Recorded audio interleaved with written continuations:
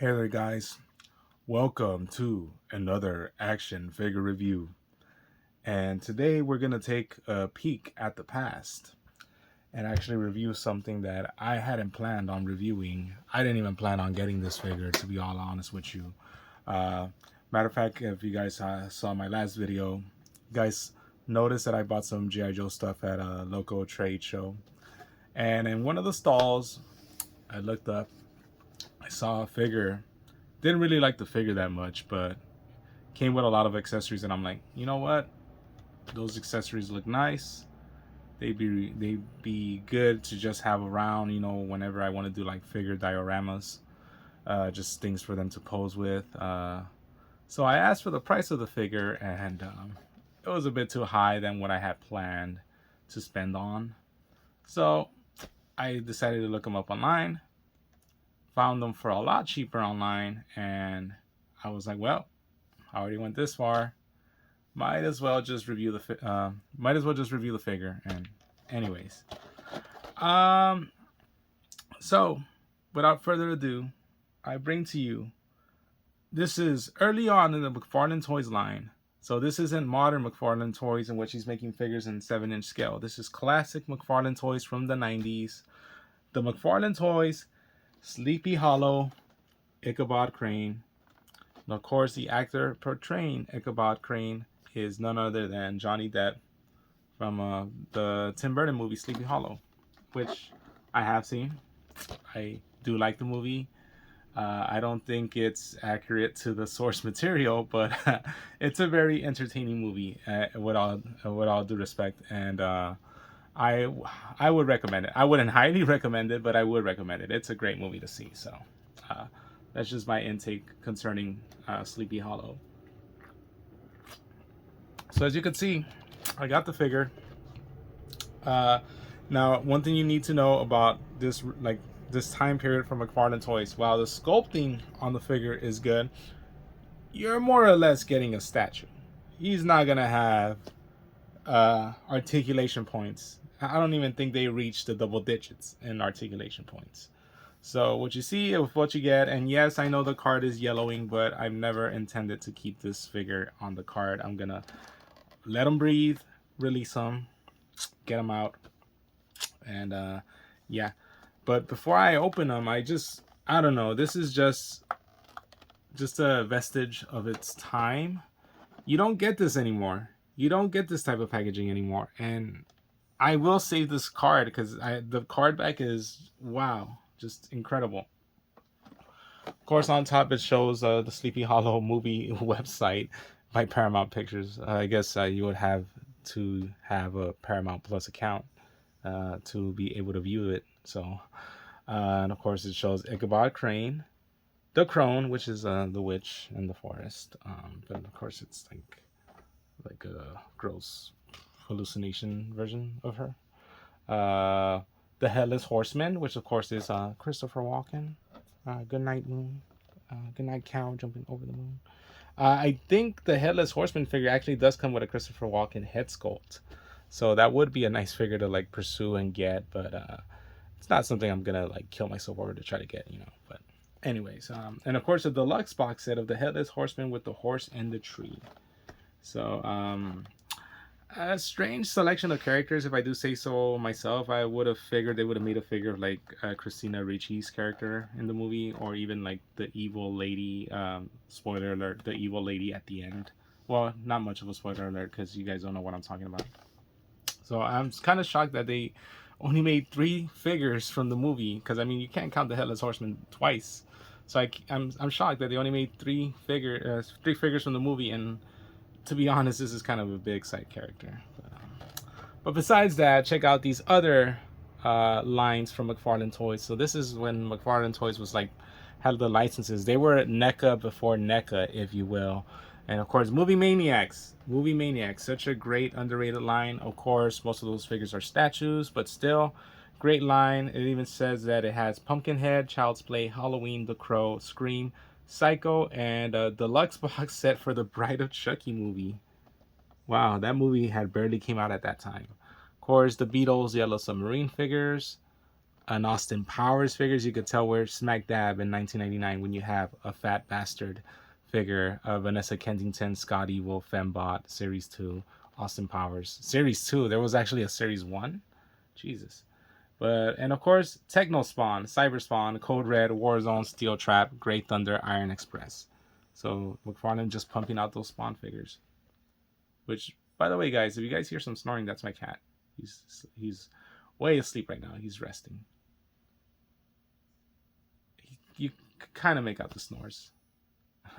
But anyways, yeah. So Sleepy Hollows, Paramount Pictures, 1999, Paramount Pictures, and Mandalay Bay or Mandalay Pictures, all rights reserved. And yeah, 1999, Todd McFarlane Studios. Blah, blah, blah, blah, blah, blah, blah. Okay, but yeah. So just one last look at this figure before I open them. Definitely saving the card. Just, I don't know. Like I said, it's I wish with the modern ingenuity that figures have nowadays, I wish they had the soul of back in this era, because back in this era they went all out with the sculpting, they went all out with the packaging, they went all out with the accessories, and that's just something you don't get anymore. You know, it's like you don't get a figure that comes with first of all a gun holding hand, and also the same gun as an accessory, and just all these medical supplies, this Knights of the Round Table book, this journal. I think this was like his journal, what he would jot down like all the clues for the Sleepy Hollow mystery, and the satchel. This satchel right here, it opens to reveal medical items. So it's like it's just jam packed with all this stuff. You don't get that much from modern toy lines, and that's a damn shame. I wish they would bring that back, but what are you gonna do? So anyways, we're gonna open up the figure, and of course I always like to cut the figure, like I always like to cut the card like this. I always like to cut the card around. That gives me a better chance of preserving the card back and not having it like just be like, because it's glued on. Like this part right here is glued on, so if you try ripping that off, you're ripping off the cardboard as well. It's better to just cut around it if you want to preserve the card as best. And that's exactly what I'm trying to do. All right, but we're oh wow, all the accessories are falling. So okay, so right off the bat, without choice, I'm gonna have to go through the items, and I guess look, these are all the medical items that he has, like a doctor's like the scalpel. Of course, I showed you guys the gun holding hand right here with the pistol. Like this monocles, like these glasses, like these like steampunk-esque kind of like glasses that you put on, kind of like what the guy in the Toy Story 2 did when he was like fixing Woody, you know. This other thingamabob for medicine, and this other stethoscope, maybe, I don't know. It looks painful though, but still. And let's see. Besides that, I know this one fell right down here. So okay, so check this out, guys. Like I'm telling you, the back of the card just shows a cemetery scene, and it's beautiful. You don't get that anymore in like modern toys. You know, you get generic background, what have you. This was what was holding the items, and I guess this other medicine, like I guess this is like a saw. It looks like a saw to me, but anyways, and here, like actually, it came with an insert, and so, oh my God, this is beautiful. Look at this insert right off the bat. Oh my God. Just shows all the lines. Ultra action figures for 99. Spawn.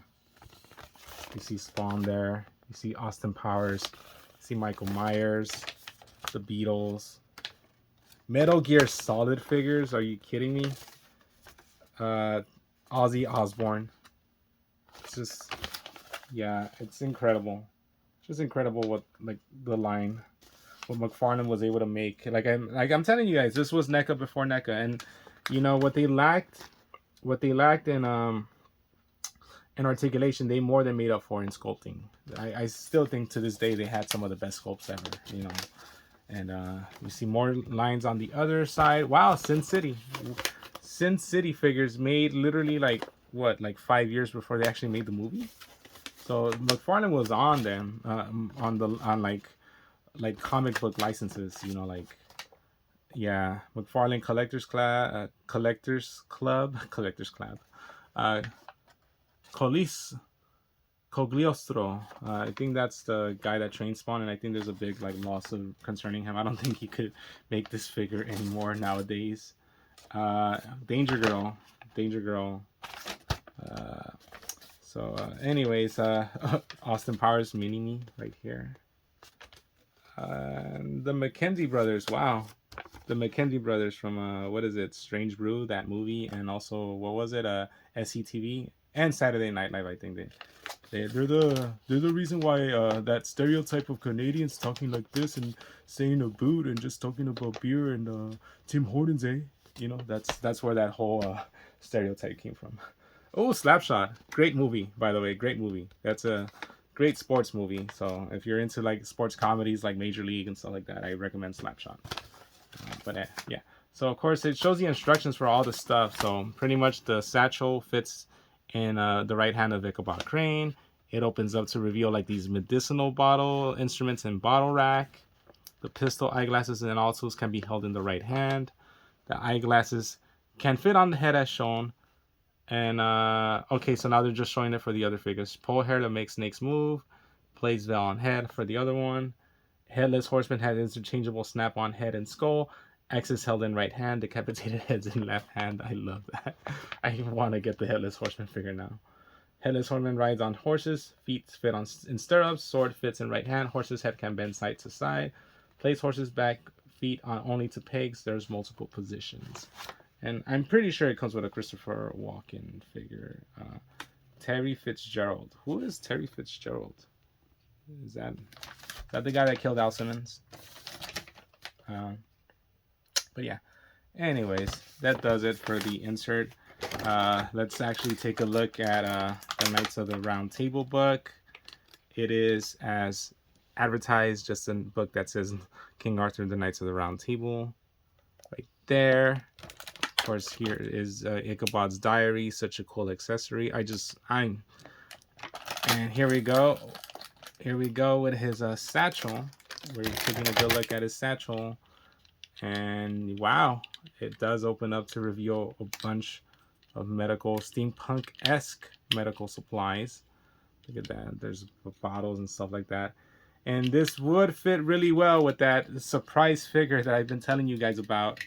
That, yes, to this day, it has not came in. So, something steampunk related, some type of figure like that. I pre-ordered him May 2021. Fuck, I just said him. So I guess you guys already have another clue right there. And, yeah, the guy, the figure, and the company hasn't even announced, like, release for him yet. So it's like, oh,